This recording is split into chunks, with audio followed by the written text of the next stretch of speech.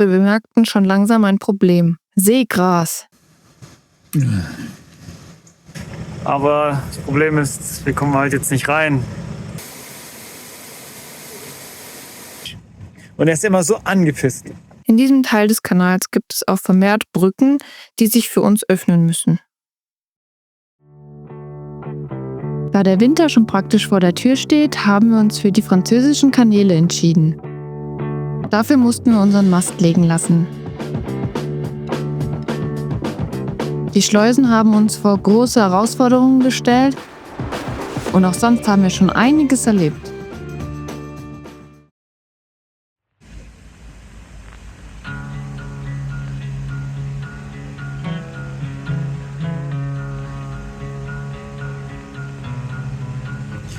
So, wir haben jetzt mal Doro rausgeworfen. Die guckt mal, was an der Schleuse abgeht, denn die ist zu. Und die macht auch irgendwie keine Faxen. Und an der Seite sind wir jetzt öfters mal aufgekommen, weil es hier so flach ist an den Seiten. Oh, nicht so geil, das ist nämlich Stein.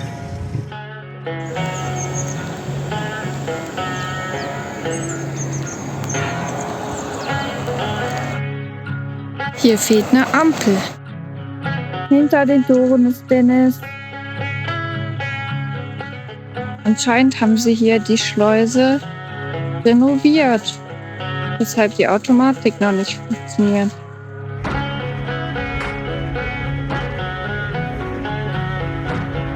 Wir sind dann zwar in die Schleuse reingekommen, doch wir bemerkten schon langsam ein Problem. Seegras. In diesem Abschnitt des Kanals wucherte das Zeug nur so, machte den Schleusenwärtern und uns das Leben nicht einfacher.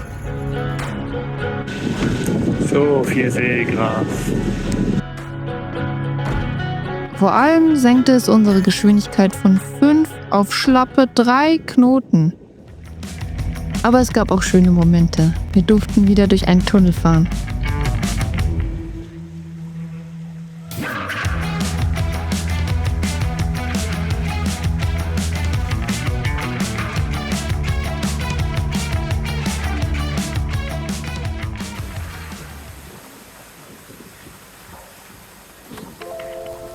Es gibt wieder einen Abschnittswechsel. Wir vermuten, dass jede Region in Frankreich ihr eigenes Kanalschleusensystem betreibt. Hier erhalten wir wieder eine Fernbedienung, damit wir die Schleusen bequem selbst öffnen und bedienen können.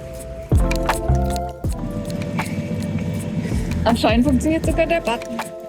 Geil. Verstaut. Drück mal.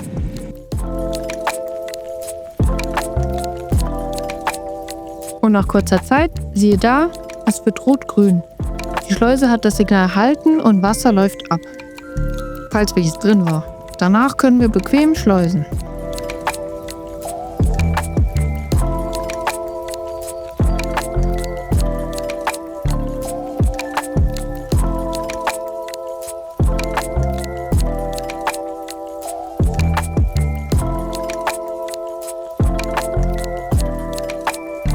Aber manche Schleusen sind nicht mehr die frischsten. Hier zum Beispiel musste jemand von der VNF kommen und die Schleuse manuell bedienen.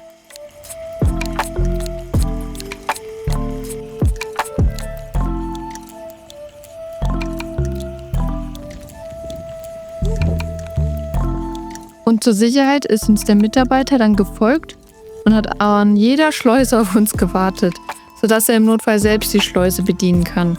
Sehr freundlich von ihm.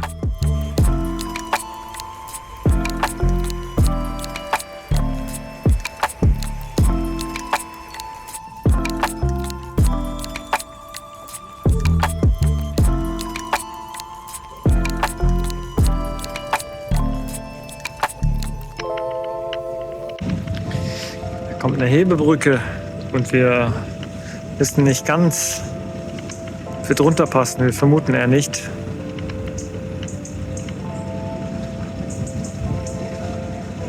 Jetzt die Frage, wie öffnet man diese Brücke? Doro und Tour. Mit der Fernbedienung ließ sich die Brücke nicht öffnen. Also habe ich nach einem Schalter oder Ähnlichem gesucht. Leider geht es nicht. Wir müssen warten auf jemanden, der kommt und uns das aufmacht. Und heute ist Sonntag. Also wird es vielleicht auch etwas länger dauern.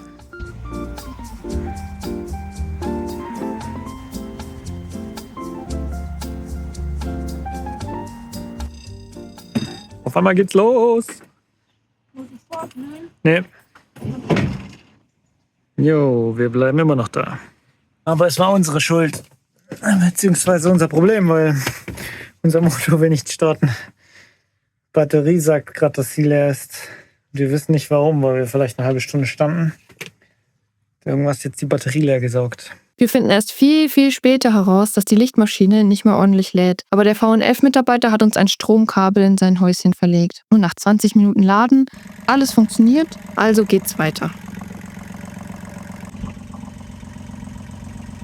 Auch wenn wir uns nicht verständigen konnten, hat er immer sein Möglichstes gegeben, uns zu helfen.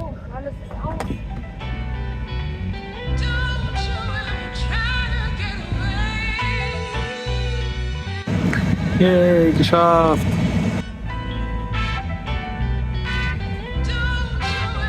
Endlich, ein kleiner Stopp in einem Dorf. Dort können wir unsere Lebensmittelvorräte wieder etwas auffüllen. Doch da heute Sonntag ist, müssen wir uns anderweitig umsehen.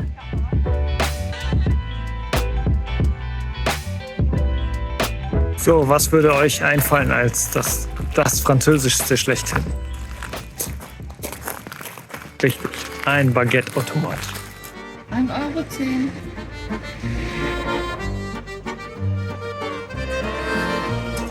€. Blob. Haben wir rausgeschossen.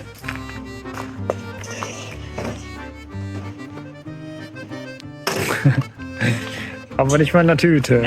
Jetzt hast du ein Baguette. Ja, du isst es schon. Ja. Und trotz all der kleinen Herausforderungen, die Kanäle sind einfach wunderschön. Das herbstliche Licht zaubert eine unglaubliche Farbenpracht in die Bäume. Alles ist bunt, ruhig, fast magisch. Abseits vom Trubel der Städte gleiten wir durch stille Landschaften, romantisch zu zweit, denn kein anderes Boot kommt hier uns in all der Zeit entgegen. Kein Gedränge, kein Stress, einfach nur wir, das Wasser und diese entspannte, fast zeitlose Fahrt. Und gerade das macht die Reise so besonders.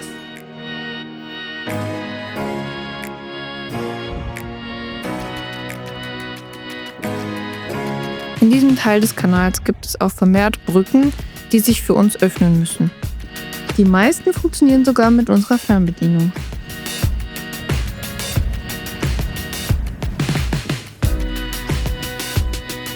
Jeden Tag versuchen wir etwa 20 Meilen, Entschuldigung, wir sind ja jetzt auf Binnengewässern, also jeden Tag versuchen wir etwa 40 Kilometer zu fahren.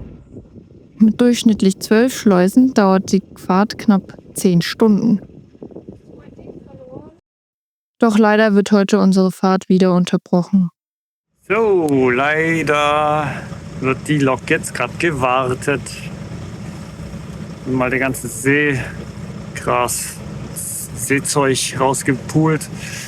Aber das Problem ist, wir kommen halt jetzt nicht rein, während die da arbeiten. Ist mal Doro rausgehüpft und schaut sich mal das an, was da vor sich geht. Und fragt die auch, ob sie uns einfach mal kurz durchschleusen können. Anscheinend haben sie es schon selber gemerkt. Und das ist okay gegeben. Wasser läuft raus.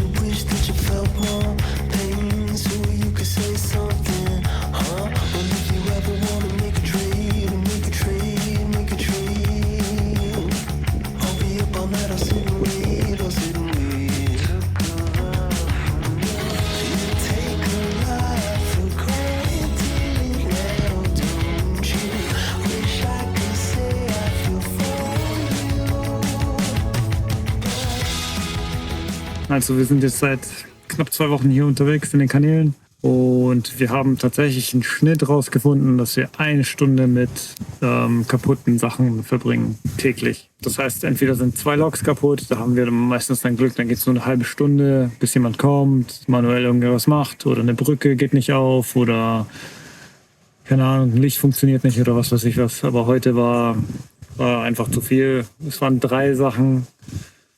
Es waren insgesamt 2 Stunden. Und am Ende musste ich über eine halbe Stunde lang telefonieren mit dem Sachbearbeiter und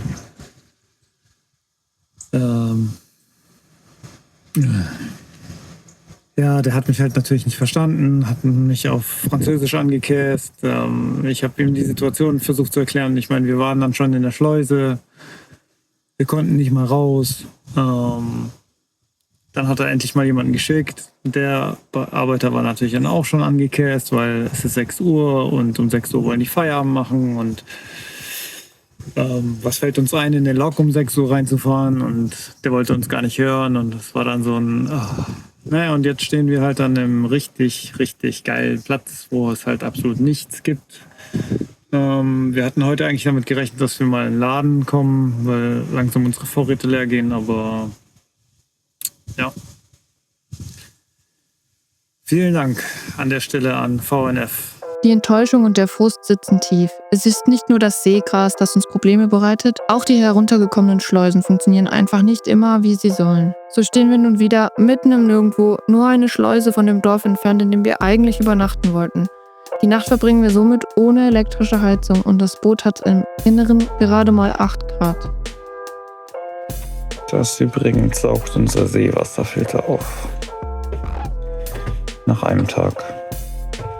Täglich reinigen wir unseren Seewasserfilter, damit er nicht verstopft. Und der Nothalt, den wir hier hatten, hat uns auch noch das Boot voll geblättert.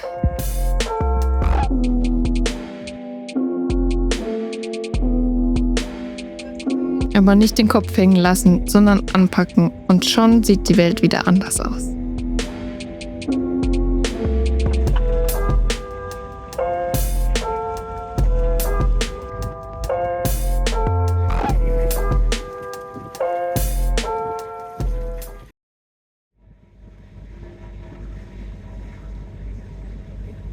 Inzwischen haben wir eine kleine Routine in der Schleuse eingeführt.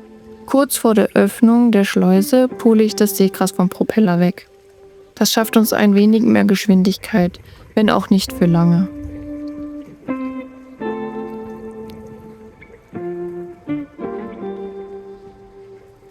Das heutige Essen, Resteessen mit Bohnen aufgewertet und Sauerkraut.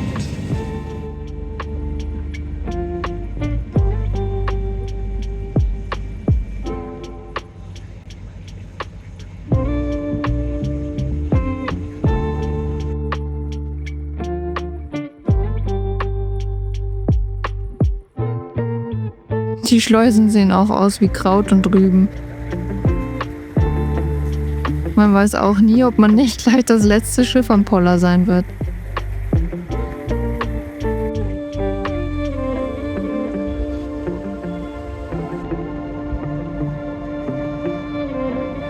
Seit wir Frankreichs einzigen Wassertunnel, der 2 Wege hat. Hat er? Ich glaube schon, ja. Gegenverkehr kann auch kommen. Hat Franz doch so erzählt. Ist es der? Ja. Ha. Komm, fahr zu. Fahr du doch zu.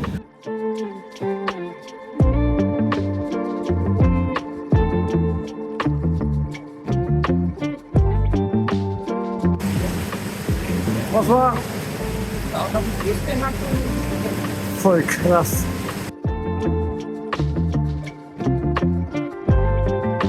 Ja, dann direkt noch mit Club Bridge.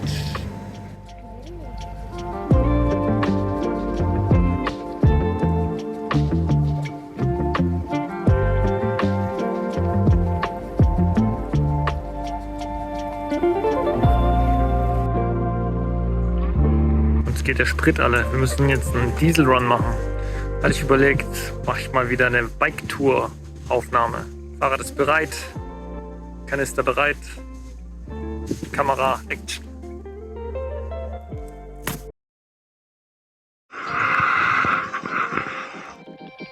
Der Preisunterschied von Diesel ist hier schon recht hoch. Diesel an der Tanke kostet etwa 1,50 € und wenn man ihn bei der Bootstankstelle nimmt, sind es 2 €. Deshalb fahren wir, wenn möglich, mit dem Fahrrad und 2 Kanistern immer mal wieder Sprit holen.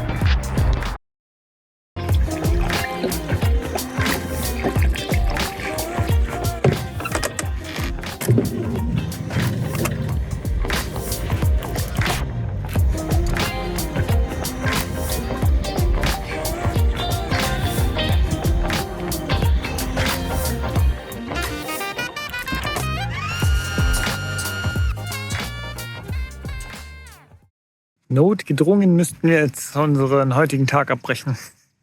Ich glaube, wir haben 4 Stunden mit Stehen verbracht. Das Plättchen ist sehr idyllisch, aber das Schild ist sehr verwirrend. Es sagt an, dass wir Wasser und Strom haben, aber keine Spur. Naja, nicht viele Meilen heute gemacht, aber so Tage gibt es auch. Dann bis morgen.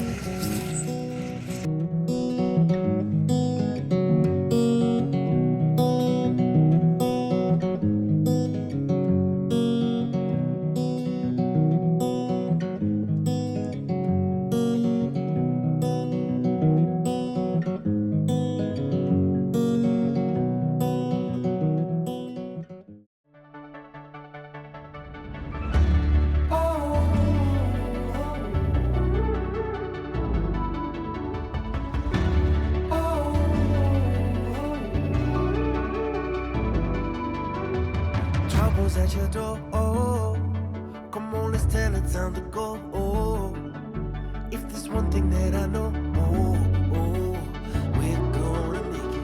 We're gonna make it. We're gonna make it through. One step becoming two. 'Cause as long as we are breathing, there's reason for believing. We're gonna make it through. There's nothing we can't do.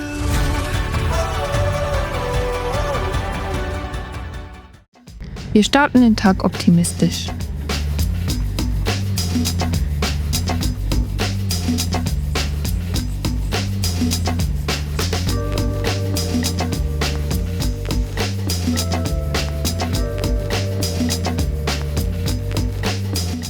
Einer der Schleusen funktioniert wieder mal nicht.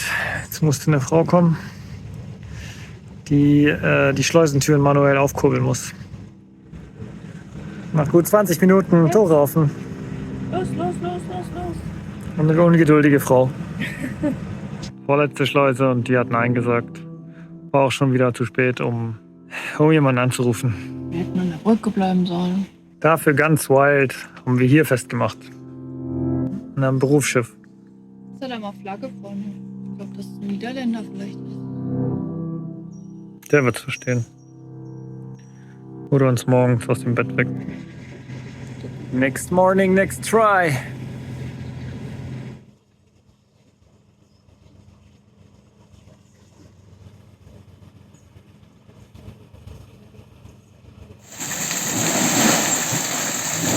Es blubbert und blubbert, aber nichts füllt sich. Irgendwas stimmt da nicht. Es ist so ein Witz. Es ist so ein Witz. Wir waren in der Lok drin und die hat nicht funktioniert. In so eine Schleuse. Und haben wir aufgegeben, mussten dann festmachen, weil eben auch schon 18 Uhr war. So, dann kam gestern einer von der VNF und hat gesagt, ja, ist halt wegen Seegras, ist die Schleuse halt, ging die halt nicht. Aber heute ist halt schon vorbei und der hat Feierabend. Also könnt ihr morgen früh starten. So, okay, ist halt dann so 9 Uhr, wir stehen an der Schleuse, ratet, was nicht funktioniert. Und damit ich meinen Rage hier komplett fertig krieg, Ich rufe halt so an der Nummer und da ist dieser eine Typ, eine Mitarbeiter, der ist immer angepisst, dass ich kein Französisch rede. Aber er spricht kein Wort Englisch. Und er ist immer so angepisst.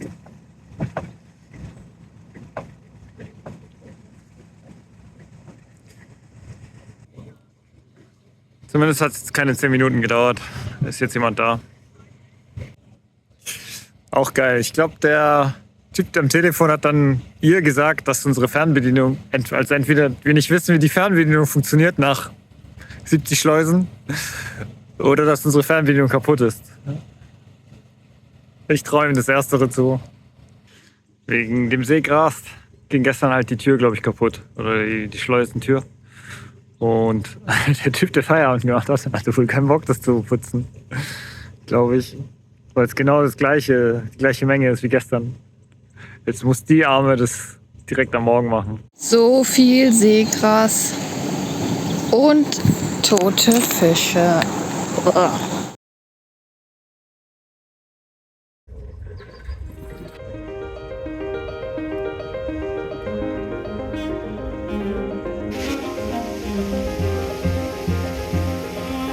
Eine Schleuse weiter waren wir schon wieder gefangen. Eigentlich müsste sich nur noch die Schleusentür öffnen, aber sie will nicht. Er hat schon gesagt, kommt jemand. Gleichzeitig füllt sich die Schleuse wieder von der anderen Seite mit Wasser. Und alles, was wir machen können, ist da sitzen und zuschauen, wie wir wieder zurückgeschleust werden.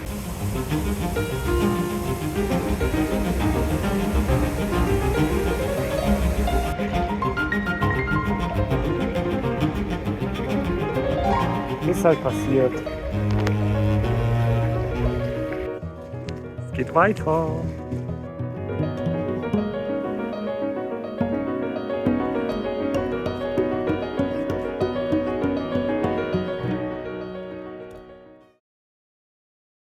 Told me I'm nobody. She ain't right, been a prime child of my life. Feel like I don't even know myself. Looking in my eyes, I ain't nobody. In my mind, still the child that I always was. Skipping class, getting high, that's 12 buses. But I don't wanna.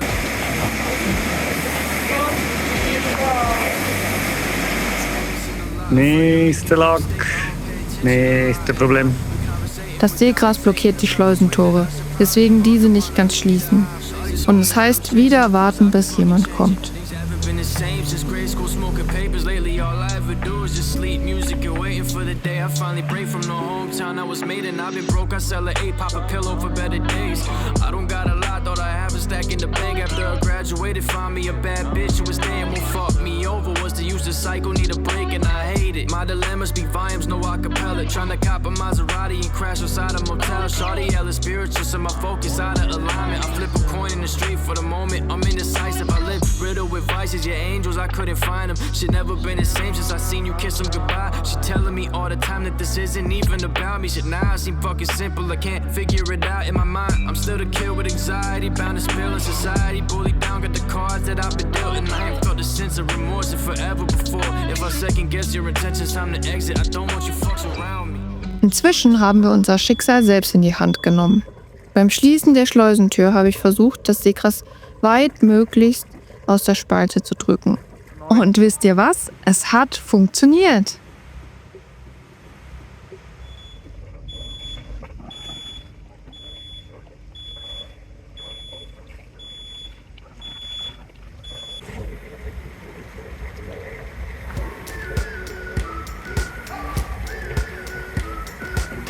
We've been waiting for so long. We've been waiting for this time to begin. We ain't getting any older. I kinda feel a little younger.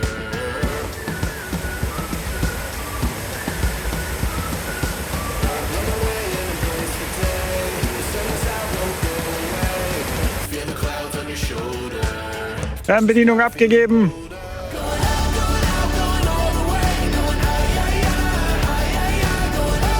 Tschüss, Champagne et Borogne. Wieder Stängel zum Ziehen. Uiuiui.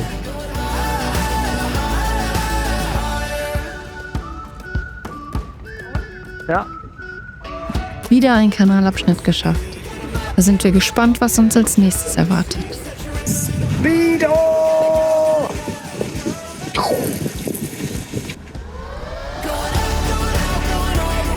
Wir kommen auf die Saône und wir fahren in Flussrichtung. Das gibt uns extra Geschwindigkeit von bis zu 4 Knoten. Und auch von Seegras keine Spur.